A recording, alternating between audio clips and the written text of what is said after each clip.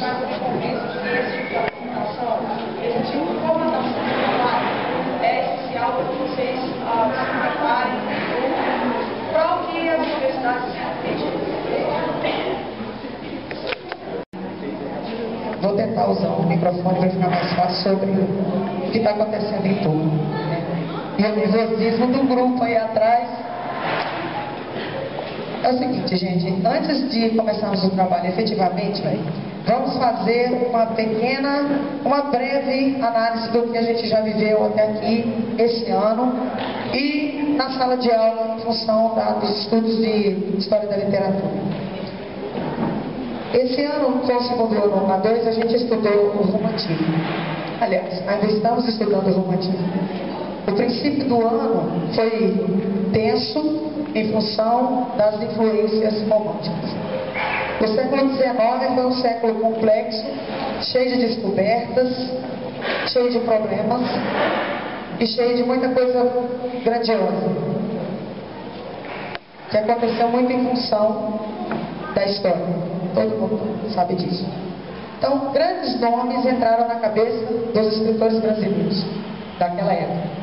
Grandes nomes como o nome de Charles Baudelaire, de Edgar Allan Poe, de Byron, principalmente. E muito Victor Hugo, franceses, ingleses, alemães, como Goethe. Mas o fato é que o século XIX teve 10 anos, os 10 anos finais, muito mais complicados, talvez, do que para a literatura, do que os anos iniciais e meados do século. Porque foram anos, a partir do momento em que Machado de Assis publicou o Memórias Póstumas de Brás Cubas e a Luiz Azevedo publicou o Cortiço, a gente teve o início de uma outra concepção literária, que foi o realismo. O realismo tinha ideias completamente contrárias às ideias do romantismo. Silêncio. Mas tudo aquilo que eu não gosto, então eu invento. Isso é a realidade. O romântico pensava assim, não é verdade? Se o romântico não gostasse, de alguma coisa, ele teria. Se o mundo não estava satisfazendo, ele criava um mundo. Se a pessoa, a figura da mulher, não era aquela que ele queria amar, ele criava uma figura de anjo, de virgem, idealizada. Isso perdurou durante quase mais de meio século, essas ideias. Uma burguesia que queria se ver nos livros, que queria se ver nos romances.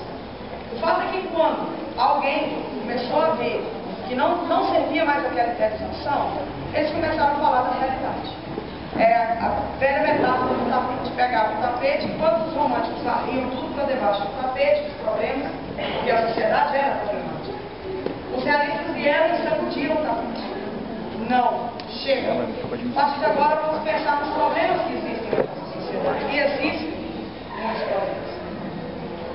A partir desse momento, a concepção literária, histórica, acabou mudando em função dessa mentalidade que nasceu, essa mentalidade nova, de observação da realidade e de elevação dos problemas.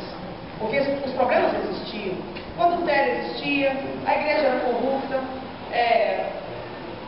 todo mundo roubava todo mundo. E para o romântico não era assim, as coisas ficavam debaixo do tapete. O realista veio e sacudiu o tapete. Vamos falar sobre isso. Os últimos 10 anos do século XIX foram anos de emancipação, vamos dizer assim. Teve uma coisa no romantismo que foi muito significativa. Desde 1936, quando foi o marco, o ano marco, se é que a gente pode falar do marco. E essa grande significação tem a ver com o nacionalismo. Porque foi exatamente quando os românticos começaram a atuar, foi o momento em que o Brasil ganhou uma forma, além daquela forma estranha do mapa triangular.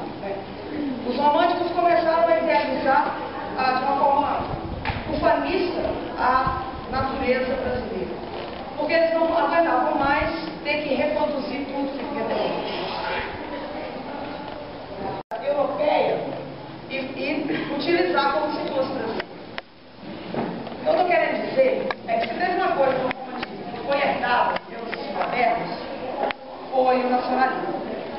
O Brasil tornou o centro das atenções nos últimos anos do século XIX para os brasileiros, para os escritores brasileiros. É claro que a história, a sociologia, a filosofia, tudo que havia na época e ainda há hoje, deram uma cara para esse Brasil daquela época. Esse Brasil do princípio do século XX foi um Brasil literariamente muito tumultuado, porque muita coisa estava acontecendo. Ainda se produzia, a partir de 1902, foi quando, 1902, 1904, a partir do momento da morte do Machado de Assis, começou-se a se produzir um pouco de tudo no Brasil, literariamente falando. Ainda se produzia fragmentação de textos realistas, ainda se produzia o parnasianismo, a poesia parnasiana, ainda se produzia simbolismo, e começaram a surgir escritores que eram tão diferentes de tudo que estava em voga, e que mesmo assim tinham uma belíssima maneira de escrever. Então, no meio dessa efervescência toda, que não dá para a gente classificar efetivamente como algo deliberado, de toda essa complexidade que estava acontecendo, surgiram nomes como o de Monteiro Lobato, o de Euclides da Cunha, o de Graça Aranha, o de Augusto dos Anjos. Fora o Augusto, os outros eram autores que viam o Brasil como centro das coisas. Não fazia mais sentido observar a Europa como centro, imitar o que vinha da Europa. Então ainda se produzia realismo, ainda se produzia simbolismo, mas esses primeiros anos foram anos extremamente misturados, complexos em termos de literatura. O modernismo é uma concepção histórico-literária que nasce a partir do momento que o escritor e o artista, de maneira geral brasileiros, se sentem brasileiros de fato. Então eles param de idealizar, eles param de achar que o que vinha de fora que era bonito e começam a utilizar os exemplos de fora, processar aquilo e jogar para fora uma arte que era genuinamente brasileira. Aí sim a gente começa a falar de um Brasil diferente, de um Brasil que não era utópico, que não era humanista, que não era idealizado. Passou a existir